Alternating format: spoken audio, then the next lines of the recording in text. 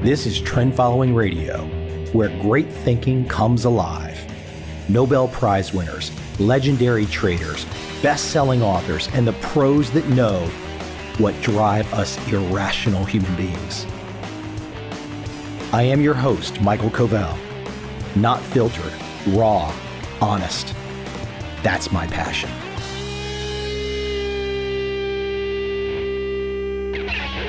Sometimes you need to have a philosopher on the podcast, somebody who takes a different vantage at subjects that we perhaps occasionally think about, but don't give much time to.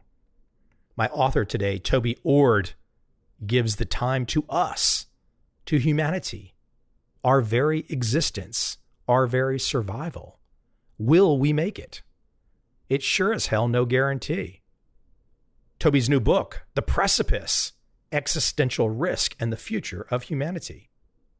Toby makes the strong case that protecting our future, humanity's future, is the central challenge of our time. That's not something we ponder a lot, right? It's just not typical dinner conversation. But I always thoroughly enjoy, and you know this if you listen, bring on the smart people with a niche area that they dominate and let them educate us. Let us go down their path for just a few minutes, just an hour, and find out something that can perhaps benefit us right now in our here and now. Without any further delay, let's jump right into my conversation with Toby Ord and discuss whether or not us humans will make it. It's not guaranteed. I hope you enjoy this conversation.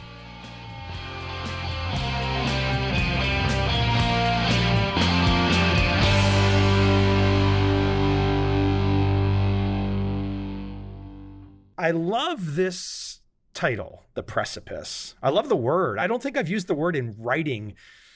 I don't know when I've used it last. It's just one of those great words that a lot of people don't use. And without looking in the dictionary, without consulting with Cambridge or Oxford or whatnot, I would think my American perspective from memory would be like, okay, we're on the edge of something that might not be so good. And if we go over that edge, we might not come back. Is that a fair assessment? Yes. Do you like that new Mike made up definition? I think you're right. When I was thinking about the title, I looked up the definition just to make sure I was using it right. And most dictionaries just say it means a cliff. But I think it means particularly you're at the top of a cliff. I don't think you could really walk up to the bottom of a cliff and call it a precipice.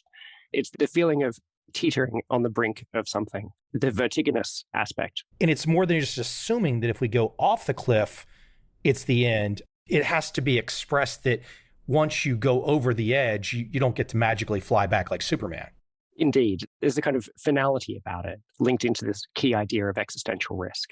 Let's talk about that word too. That's another great word, existential. So existential risk, let me let you define it. Now, this, I guess, would be, again, my Mike definition, extinction level risk, meaning it's one of these risks that, if you take it and it happens, you don't get to play again.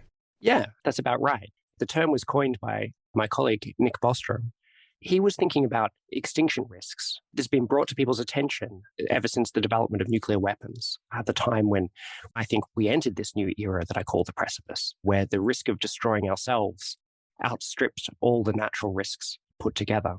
Nick noticed that extinction risk was this really important category because there was this finality about it. It was a way in which our actions, if we could avoid extinction, say from nuclear weapons, then we could affect generations, every generation to come. They would all exist instead of all not existing in a way that if you imagine trying to create some new product that will help people in the future, they may well have solved that problem themselves. It's actually quite difficult to help people who are many generations into the future.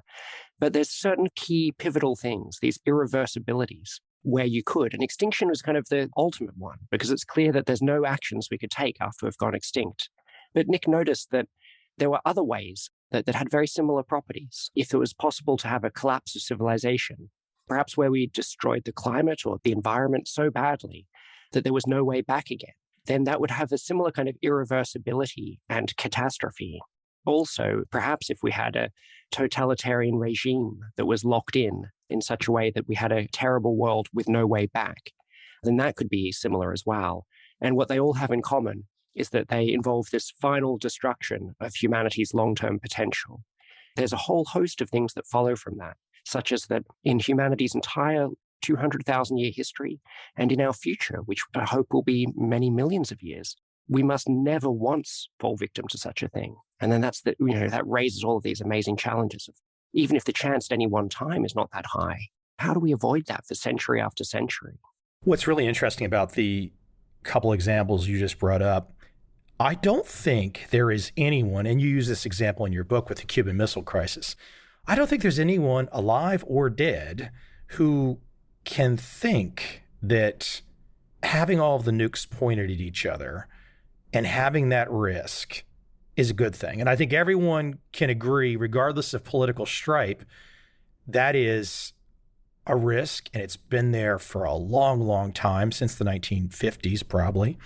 It's just a terrible one. Now, I think where it gets more interesting is when you bring up an example like climate, because I think everyone can probably also agree that if we dump everything under the sun into the rivers, oceans, streams, if we push all kinds of coal and crap into the air, we can't see the sun, these are not good things. I think everyone can agree with that. The interesting issue on some of these risks, though, is that it can get highly political. I guess what I'm getting at is that if you say nuclear warhead risk, I think you get the vast majority of people going, yes, we agree. If you say climate change risk, you're going to get a significant debate to saying, what does that mean exactly? Ultimately, the idea that climate change could cause our extinction is thrown around a lot these days, and often without much care. I think that there are many different levels of climate catastrophe. There are the effects we're already feeling at the moment, where there's an increased chance of certain kinds of natural catastrophes, all the way up to something that could be perhaps a dark age for humanity, or perhaps something that's, say, 10% worse life going over 100 years. It could be the dinosaur event. Yeah, that's something where it does seem like we have a pretty clear understanding of how it could make life for, by and large, everyone substantially worse over a very long period of time. And I think that the evidence is there that that's a real possibility. As to the question of could it be so bad that there would be no humans left? I can imagine that, can't you? The question is, what mechanism would cause that to happen? But can you imagine it? I mean, I think you probably can. I can imagine it. We don't want it to happen. We're not being silly here. Yeah. I guess it means something a bit different to imagine then, in that what I look at when I look at climate in the book is I'm focused in the book on existential risk. And obviously there are all of these kinds of catastrophes that are well worth avoiding that fall short of that. But I want to ask this question and kind of really unpack it as to, but does it also pose this existential risk on top of everything else? Because that could create these really additional reasons to avoid it and to strive so hard to do so. I show that the amount of warming could really be quite a lot higher than is normally talked about. When we often hear about 2 degrees or 3 degrees of warming and things like this, it is indeed quite plausible that it's substantially above 6 degrees of warming. In that sense, quite a lot worse than people think. That doesn't mean it's the most likely outcome, but that is quite plausible. Even perhaps 10 degrees of warming or something in that vicinity. But then there's a separate question of, even at that level, could that make humanity extinct? And people have looked at all these different mechanisms where it could do that, such as change in ocean circulation patterns and a whole lot of other areas. There's actually extremely little science on could these really tail events, the really extreme versions of this that could pan out if we really burnt, all the fossil fuels or something like that. Could that actually destroy us all? It's not clear that it could. Ultimately, my view is science doesn't know the answer to this, and we should treat it as a live risk because we're making such an unprecedented, rapid change to the climate that we can't eliminate it. But by the same token, it's hard to see exactly how it could happen. And interestingly, that's true with nuclear war as well, that the nuclear winter that could be created by the burning cities rising into the stratosphere and blocking out the sun for several years would be absolutely devastating. But these days, the people who are researching it think that, I should say, again, this is issues, they think it will be extremely bad. It's such that they're devoting their lives to it, that billions of people could die. But they can't really see how everyone could die. I think that it's a live possibility there. Can I ask on climate change, can we connect that directly to global population? What do you mean? Meaning, okay, a certain number of years ago, we had 1 billion people on the planet. The more people on the planet, we're at 7.5 billion right now. If we go to 15 billion people on the planet, what happens? It just seems like there's a direct connection to if you have an individual, a modern human wanting to live their life, and we have more and more of them, finite land, finite resources, we know just on pollution alone, it just seems like climate change would be directly related to population increases. Yeah, that's right. If there's more people and each of them are causing just as much climate pollution, then indeed there'll be more of it, more CO2. It's not totally clear, though, because we're trying to move towards a zero carbon future, in which case more people will not cause more of this problem. And if we get to the point where we're removing carbon from the atmosphere, then perhaps more people will actually help move backwards on this problem. You just used the word we. And I think that's one of the issues that always strikes me about discussions of climate change.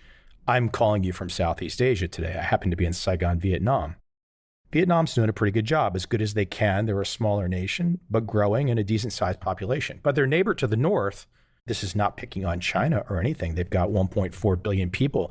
They want to be an even larger superpower, and they're already on their way, if not going to be probably the biggest power in the world at some stage of the game. I saw a Chinese leader the other day say, we're not going down the path to do more.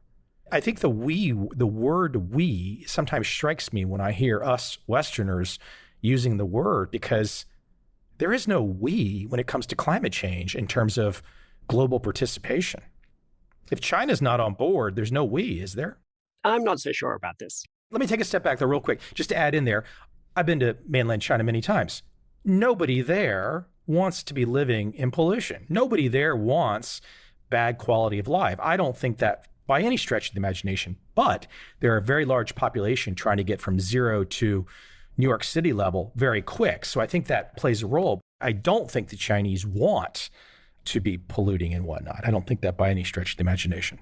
I'm not sure exactly why people are so hesitant about the word we. I think that people in different countries, and even within a country, even within a family, have different needs and different responsibilities, and often different histories of what they've done.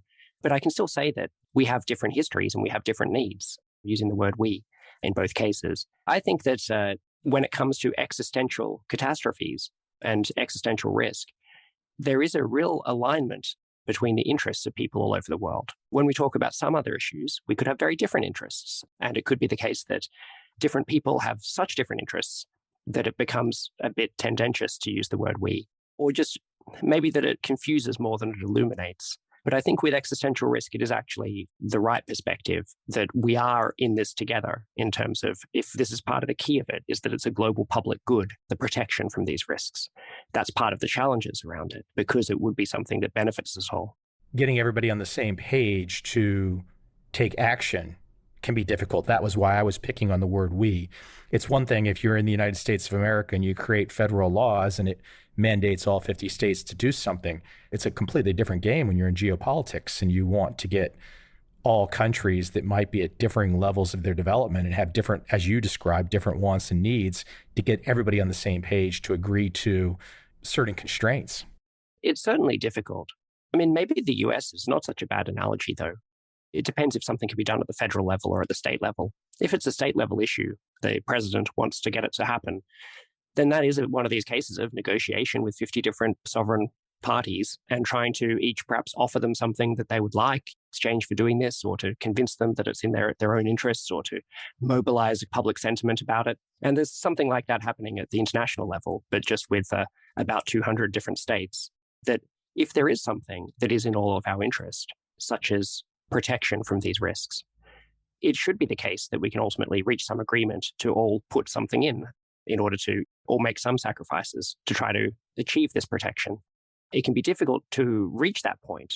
And without agreements, you would have this tragedy of the commons, where, say, the United Kingdom, where I'm based, only has 1% of the world's population. So it only achieves 1% of the benefits, because only 1% of the people who would be destroyed if there was this catastrophe live in the UK. So you'd expect it to underinvest when it comes to thinking about the risks and the benefits. But we can make agreements that we all do our part. The question is, which agreement do we reach? And there could be a lot of bargaining to try to get the agreement that's particularly favorable to your country. But we should be able to hope that at least we achieve one of these agreements, which would be in our mutual interest, so long as there's a way of verifying that each country is doing its part. I caught a line in your book. It's footnoted. I didn't see where the footnote went, but it said, how long could we survive on Earth? And you write, our planet will remain habitable for roughly 1 billion years. I've not heard that before. Explain to me. Teach me something. Sure. There's a few things going on there. You might sometimes hear 5 billion years or 7 billion years. They're estimates for the lifetime of the sun. Ultimately, the sun is getting brighter and hotter all the time. As it gets brighter and hotter, it warms up our atmosphere. It's also going to grow larger at the end of its life. And it may well, in about 7 billion years, grow so large that it swallows the Earth within it, obviously being the end of any life here. There goes worrying about climate change. If the sun's going to do what it wants to do, then why am I worried about anything? Well, but that doesn't mean that we'll survive up until the point when the Earth is swallowed by the sun. We're going to go anyways, though. Some scientists say that they think about when will it reach the point of where the oceans would boil off or something like that. And they use that date. Some other scientists have noticed that there could be severe challenges even before that, where actually we'd run out of CO2 in about 500 million years. And then all plant life would cease. So there's different numbers, but the answer is probably about 500 million years to about 1.5 billion years are the current estimates for how long the Earth would remain habitable. Interestingly, 500 million years is about as long as it was since the Cambrian explosion, where complex life really started to get going on the Earth. So we're about halfway through the period of complex life on Earth. Let me take it back to something that we brought up there in the beginning of the conversation, the Cuban Missile Crisis, nuclear weapons. I went to high school in the 80s. That was Reagan time. That was Gorbachev time. And that was War Games movies. And we all thought at that point in time, before the wall came down and the Soviet Union came down, everyone thought, well, gosh, this is a legitimate risk. I mean, you always had it in the back of your mind. And then all of a sudden, the Soviet Union goes away, and that particular conversation left the tips of our tongues completely for the last 30 years. Like literally, I don't think the average person born in the 90s ever considers that. But, and you're going to tell me what I need to know, not only do we still have America and Russia pointing their nukes to each other, it's well beyond that now. I mean, China's got some pointing going on too. So in a way, I'm guessing, without looking at the data, without understanding all the data, I'm guessing there are more nukes pointed, or at least more countries pointing nukes, maybe not the total volume, but there's more countries pointing nukes today than there was when the Soviet Union went away in the early 90s.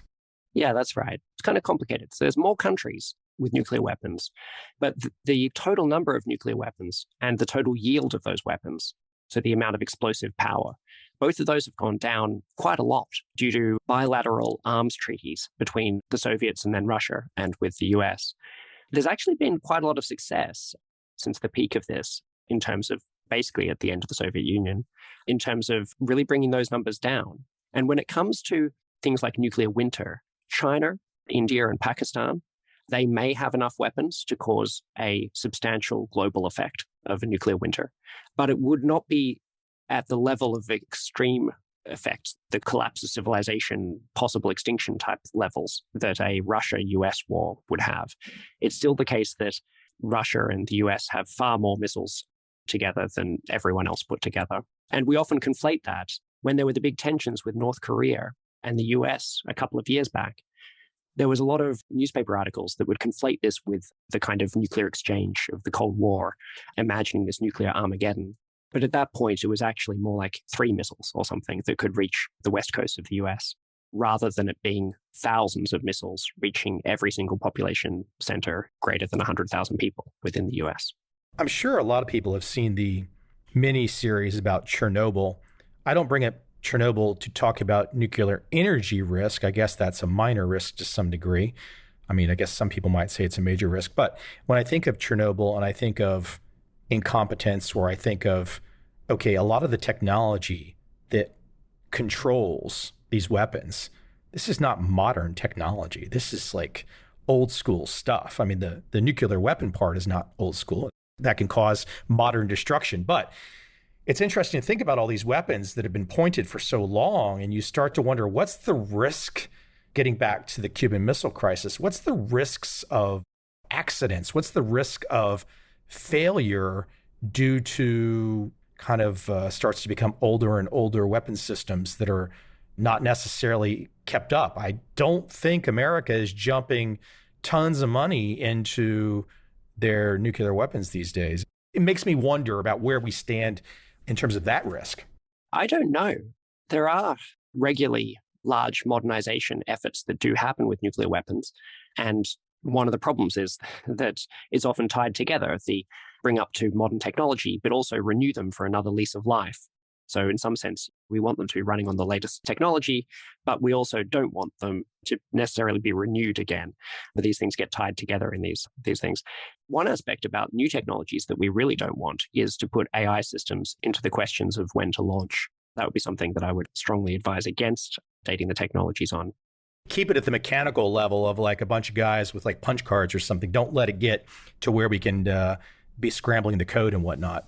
It'd be interesting to know at what level these systems are. Is it the kind of bunch of code written in COBOL and Fortran with Y2K bug issues in it or something like that?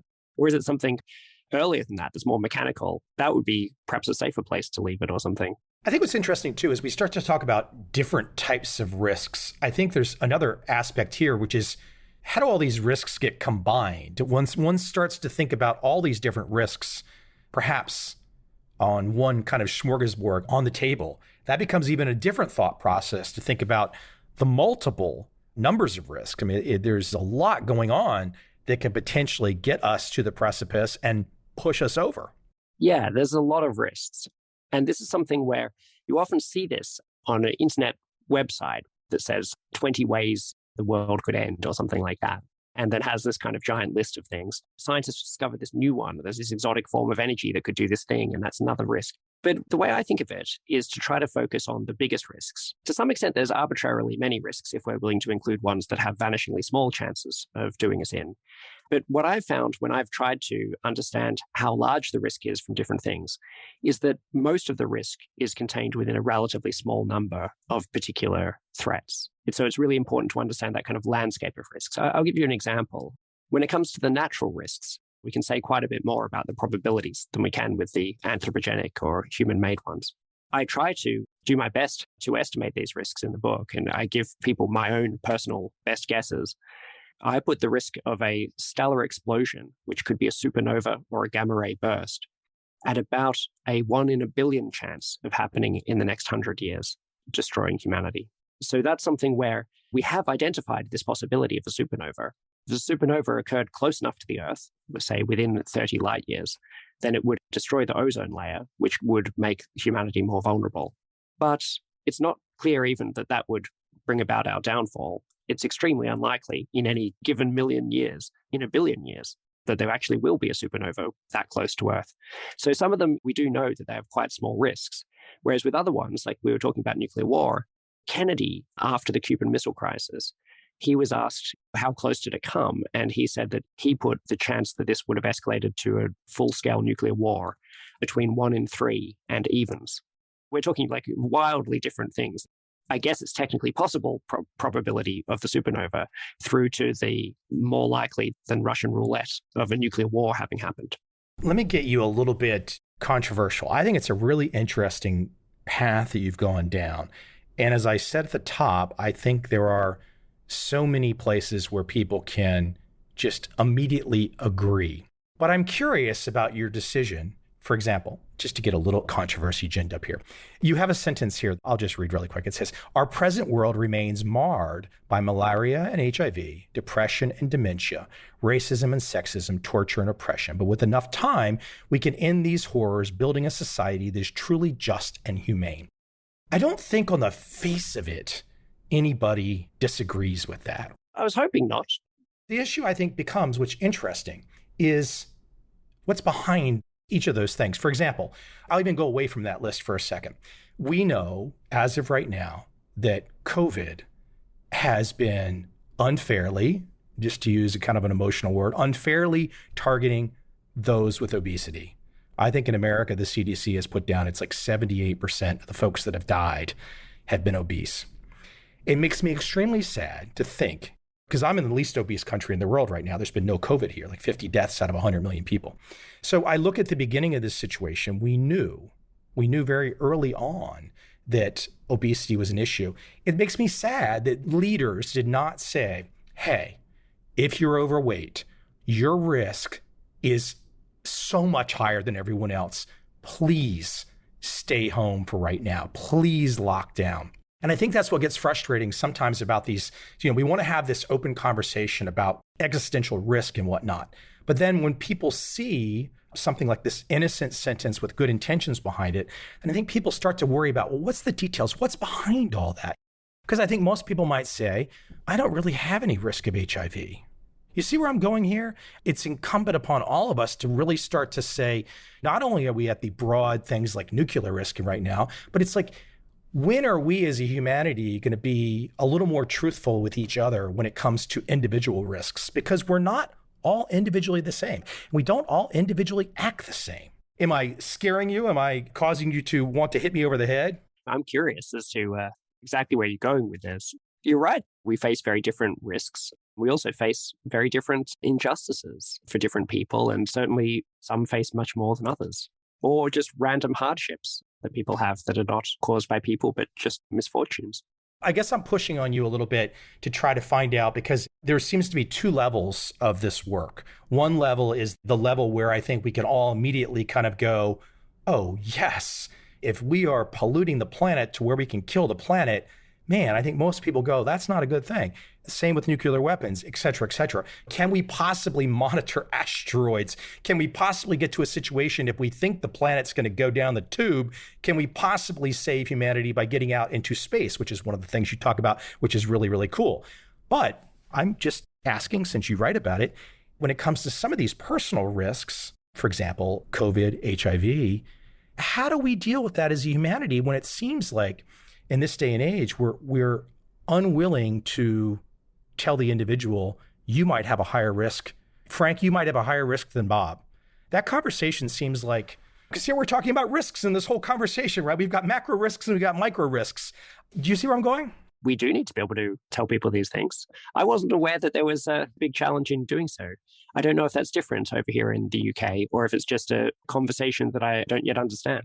If we just look at COVID, I mean, we did not really, as a society, as a group of people, humanity across the world, we knew early on that obesity was a big issue. And it does seem like that leaders should have said to folks like, look, if you're obese, this has got a much greater chance of affecting you.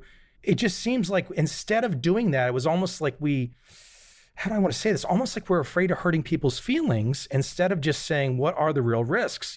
Just like you've done in the book on the macro level, what are the risks? And so I'm going down a tangent, but you brought it up. So I kind of just going there. That sounds right to me. Yeah, we do need to be able to talk about risks better. We need to be able to think about them better, understand them, but also to have these conversations and to be able to tell people, what the risks are. Maybe in that case, there'll be ways of doing it that are more, if your body mass index is above this amount, you really should be concerned. Or maybe that's a more neutral way of saying it, avoids the challenges while still getting the benefits. I don't know, because maybe people wouldn't think of themselves as obese, even if they would agree that their body mass index is above some amount. But then again, a lot of people won't know what their BMI is or even what it means.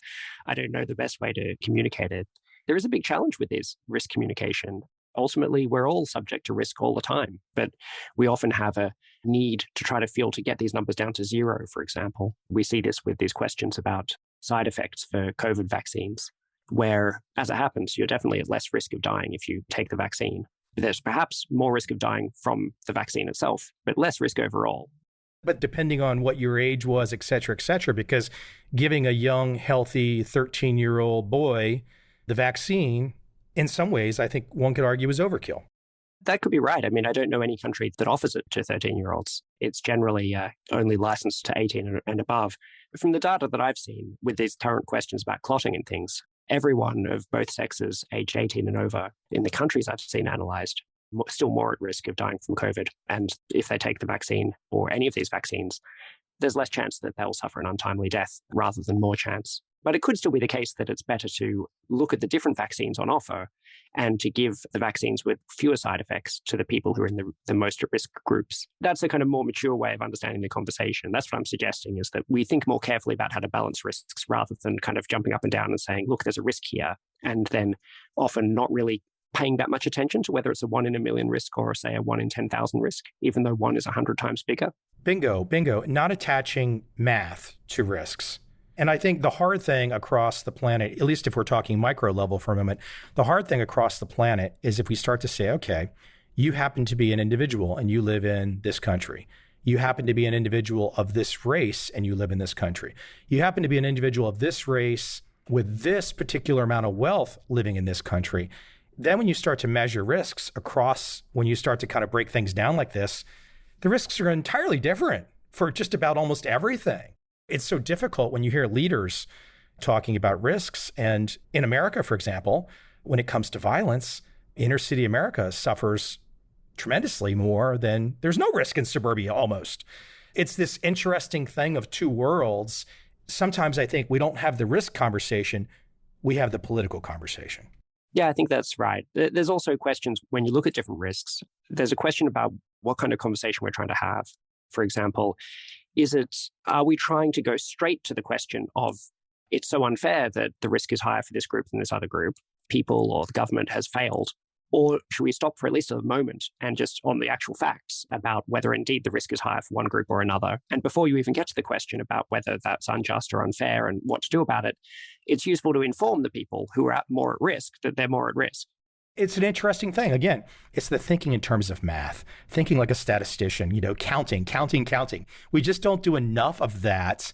We get so caught up across everything in life to leading with, and I'll blame the media here a little bit, leading with the emotion versus the math. Because the math is something we can digest. We all kind of instinctively know what are the odds of winning the lottery or the odds of getting struck by lightning. We talk about that, but we often don't put that type of analysis to other types of risks for whatever reason. I mean, I think often the media feels scared of talking about the maths behind some of these things because, I don't know, there's some assumption that people won't understand it. If we're talking about the difference between, say, a 1 in a million chance and let's say a 1 in 1,000 chance, and one's 1,000 times bigger than the other, or 1 in a million and 1 in a billion, people often get them confused. There's only one letter difference. And I think people file those things in the same bucket. But one's 1,000 times more likely than the other. It's quite easy to just visually represent that on the television screen or on the newspaper page to show the thing that's 1,000 times bigger than the other thing and label them and so on. And then that helps people get a visceral understanding of it. Sometimes, say, the risk is higher for one group than another, but it's only just higher. It's just statistically detectable. In other cases, it's 100 times higher. And these often get lumped together by saying it's measurably higher. I totally agree. I think people can understand the difference between something being 1.1 times higher and being 100 times higher, and that's a really important detail of the story. It should be the center of the story. You brought up artificial intelligence in the context of another aspect of this conversation a few minutes ago. I think you brought it up, Y2K, just in context of this conversation. Speak to this term that you use, this unaligned artificial intelligence, because I brought it up, the old movie War Games back in the day. So if we get it back up to the macro risk level, again, the existential risk level, it is also, I can imagine a situation where we get to a point where technology, so to speak, takes on a mind of its own, a life of its own, and that could possibly be not good for humanity. And we only have a 1999 movie called The Matrix with Keanu Reeves to tell us about how that could happen. Yeah. Ultimately, if you look at AI at the moment, things are moving very quickly. These recent, pretty amazing breakthroughs with AlphaGo defeating the world champion. I used to study AI. Go was considered really by people to be something that may never fall to the computer. And that really was a big shock. But then we've had a whole lot of other advances too. There's a very impressive system called GPT-3 that can write text, and it can write really quite amazing text. What happens is that the way you use it is you start off something. For example, you start off a story, or you start off as something that looks like an interview in a newspaper or something like that, and it will complete it for you. The completions, they're not always truthful. In fact, they often just fabricated, but they sound really quite convincing. So there's a whole lot of questions about where that will go.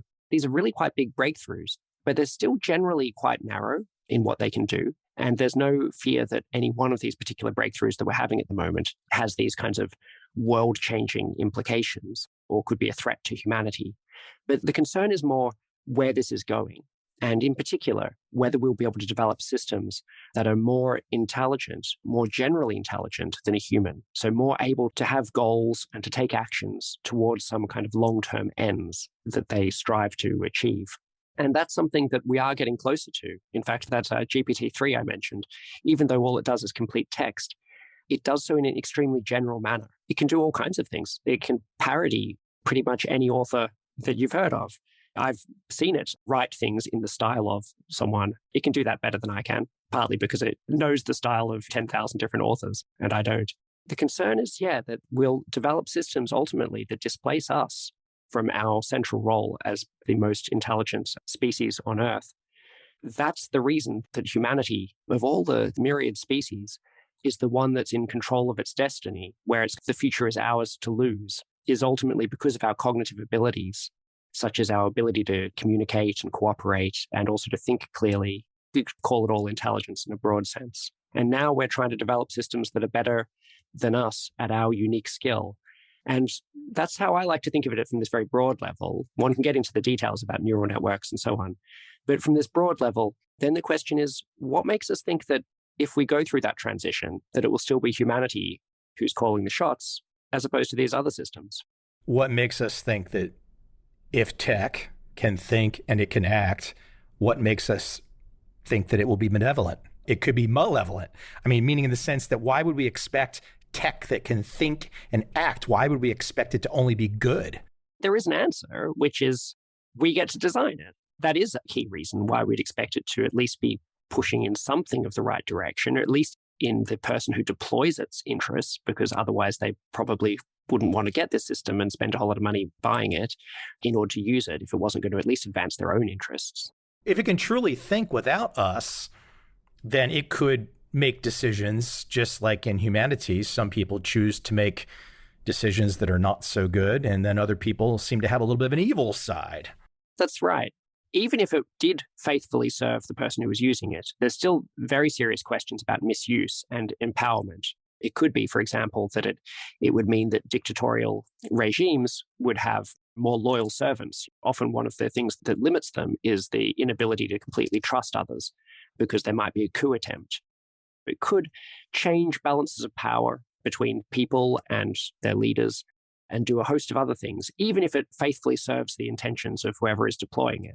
But what I'm most worried about is these types of situations that you're getting at, where the goals that the AI system has are not fundamentally aligned with human interests. And that's what I mean by unaligned AI.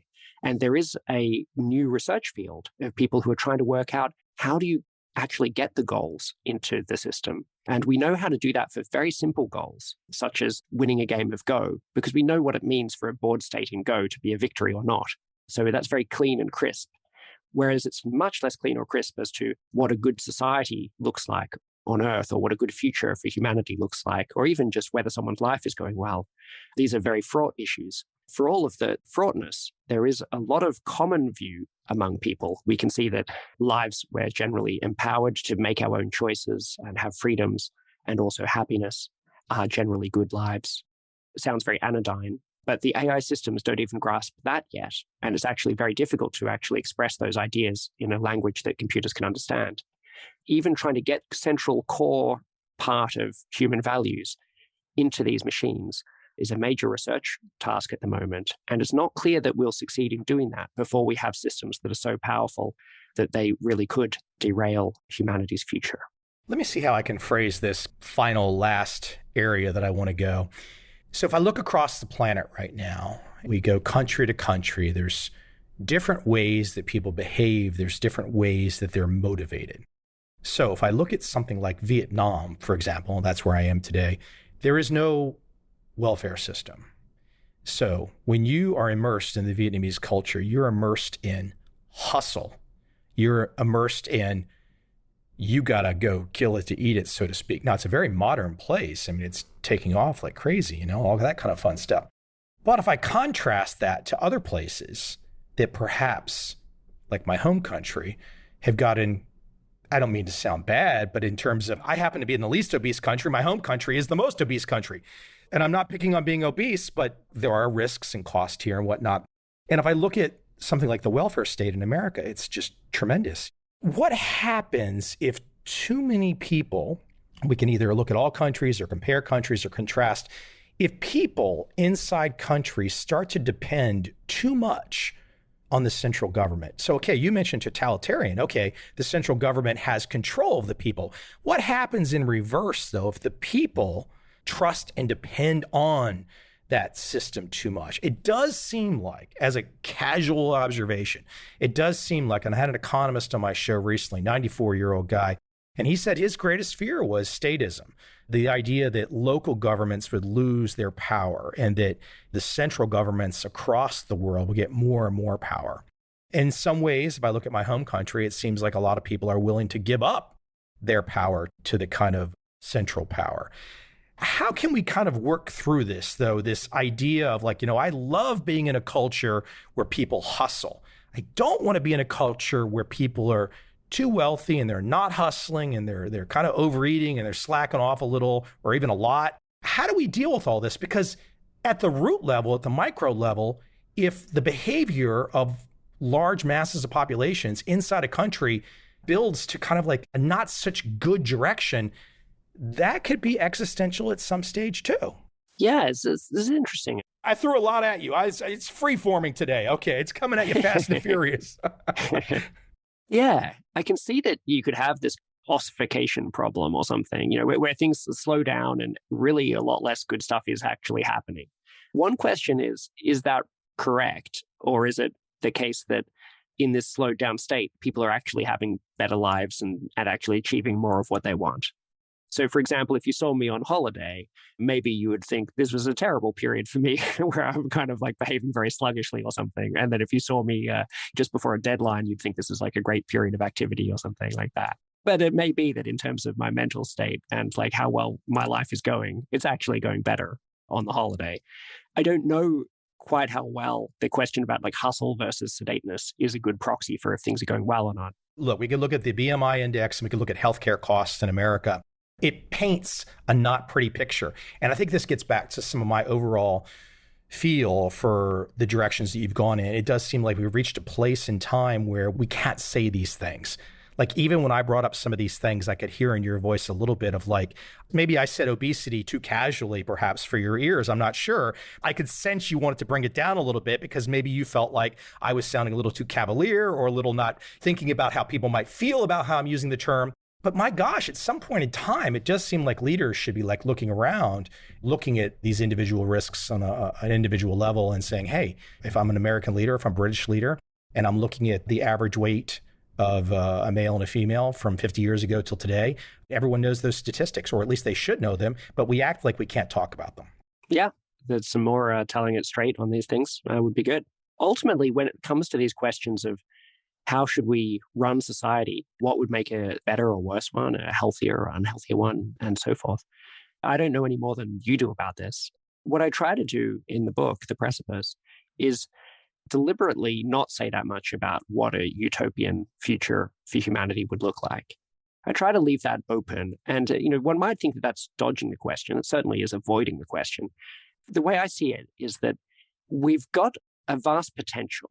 I think things have gotten a lot better over time. There has been a lot of progress. People are sometimes afraid to talk about that, but we live twice as long as we did 200 years ago. Sure, absolutely. We have twice as much time in which to achieve things and have great experiences and loves and so forth.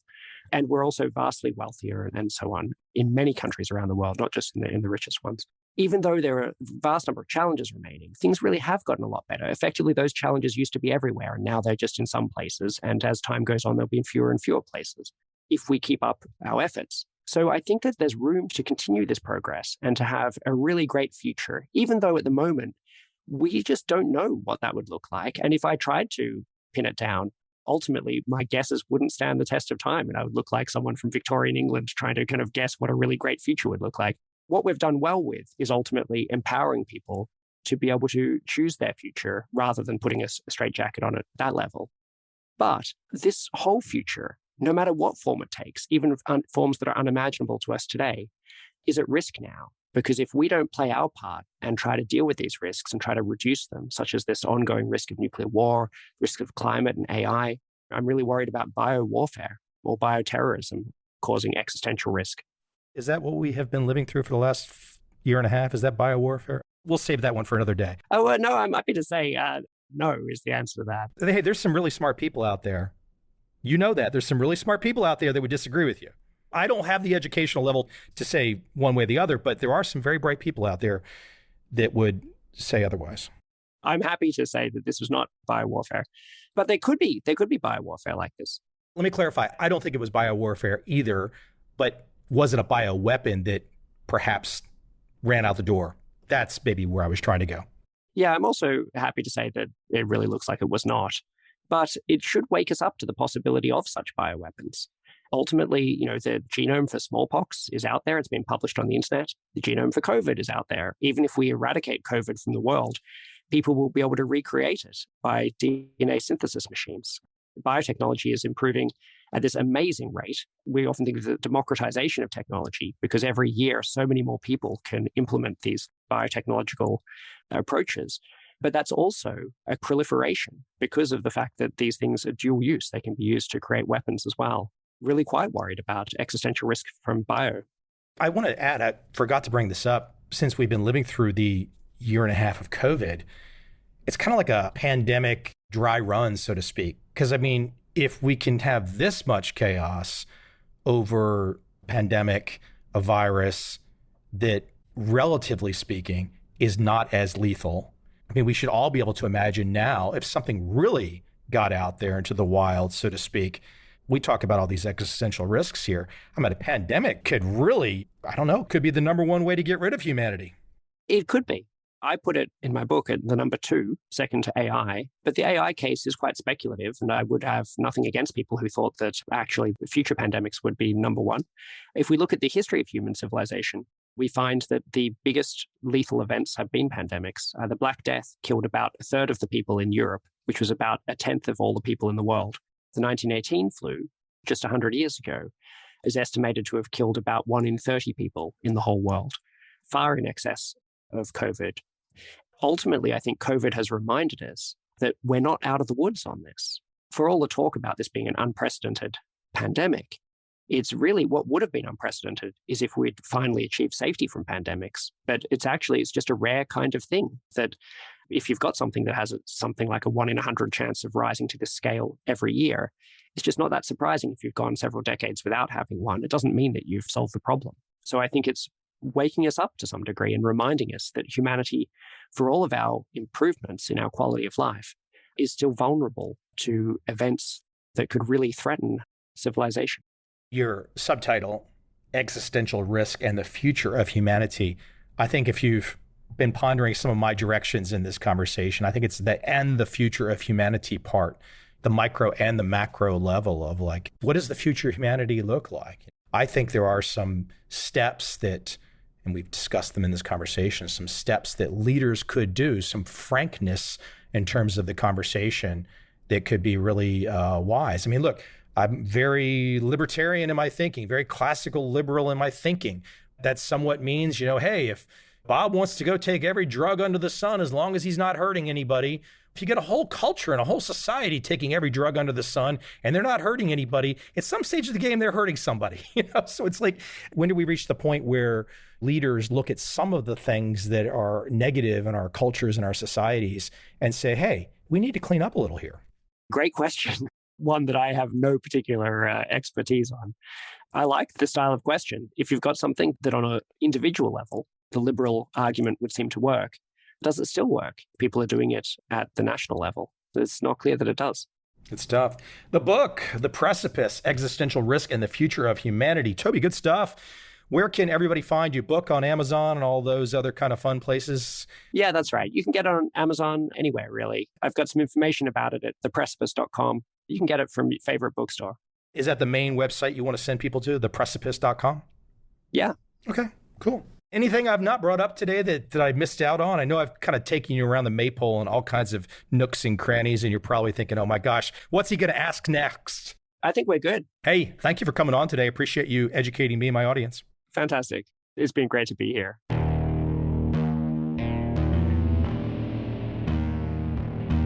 I see a time when those awake will understand how to make money in up, down, and surprise markets. Whether new trader or experienced, college student or financial advisor, protecting against a crash or just trying to make a lot of money, trend following offers everyone an answer in uncertain times. To get started immediately, send me an email, michael@covel.com. I will send you the right trend following steps to take along with my free video. But if you want to buy and hold, trust the government and trust Wall Street, this is absolutely not for you.